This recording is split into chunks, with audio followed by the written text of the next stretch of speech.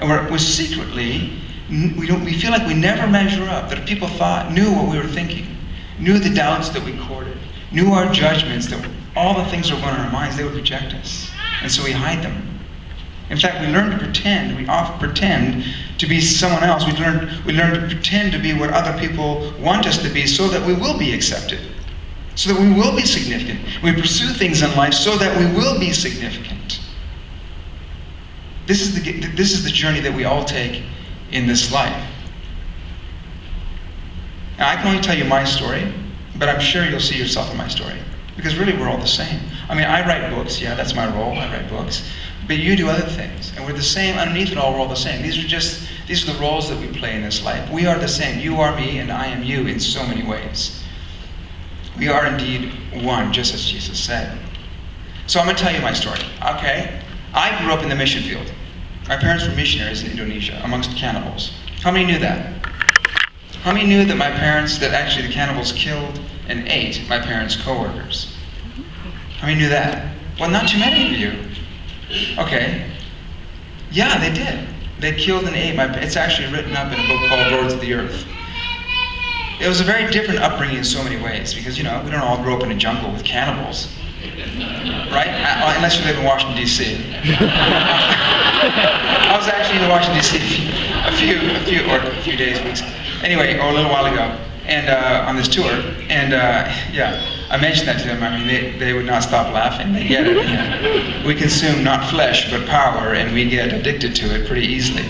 Well, you also are cannibals in some ways. There's certain things that you cannot get enough of, and you keep. It's a very destructive thing, and you keep eating it and eating it. Yeah. But I grew up amongst real cannibals, the kind that actually eat human flesh. But I didn't notice it really. I mean, the co-workers of my parents were killed and eaten when I was like about 5.5 years old. I was an innocent boy at the time, however. I was fearless. When you're young, you're fearless. You're full of life, and you see small children at a funeral, and they're kind of just looking around, picking their noses. Yeah? They don't get it yet. They haven't discovered this thing called fear. They're still fearless. And Jesus said, unless you become like a child, you cannot enter the kingdom of heaven, or you cannot follow me. Yeah, but the problem is fear changes that innocence in us. Now, being fearless, my biggest challenge was figuring out how to cross the rapids as quickly as I could. I was like one of the only white boys around. And I didn't know it, however, because I didn't really realize it yet, that I was different. I still wanted to be like them, though, and they could run. And they could cross rapids like we would not believe. They could run down mountains while it was pouring, and I'd kick off my shoes. First of all, I didn't wear shoes. Because shoes, that's a sign of weakness. I mean, that's what the Westerners wear. I mean, only wimps wear shoes. Yeah? I mean, so even these are very cool Nike slippers. Yeah. Pretty sexy, actually, which is why I chose them, which is another thing. I mean, they are. I think they're very. Do you like them? Do you like them? Oh, you got some cool. What are those clogs? What are they? Merrill? What is that? Oh, it's a brand, Merrill. I see.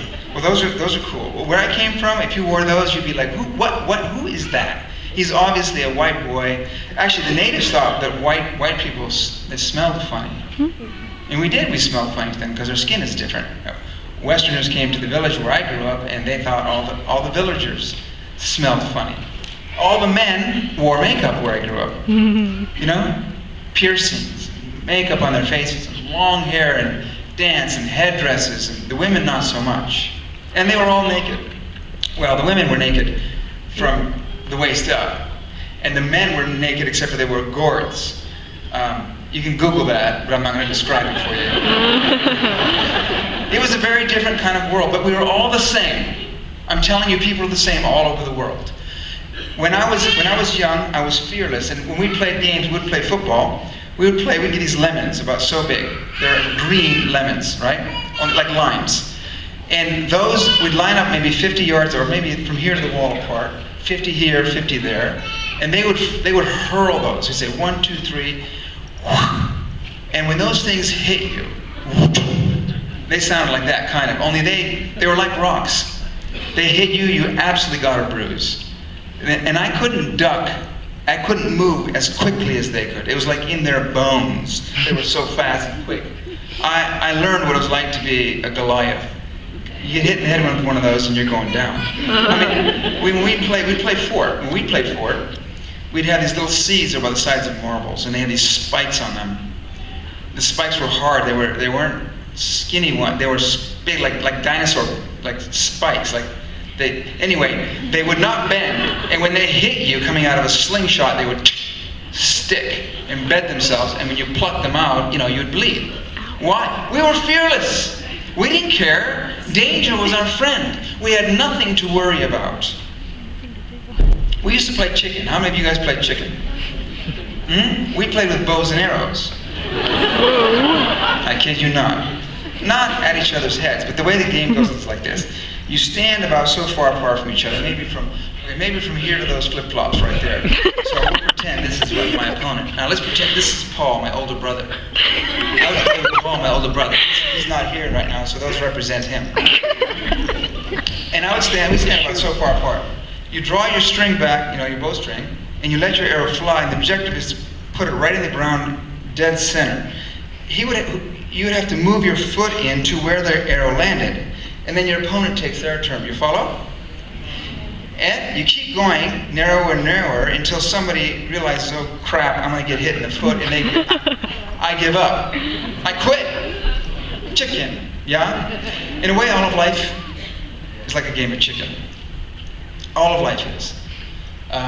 Because really, you keep going in any situation until at some point, the fear causes you to run and hide. Yeah? Or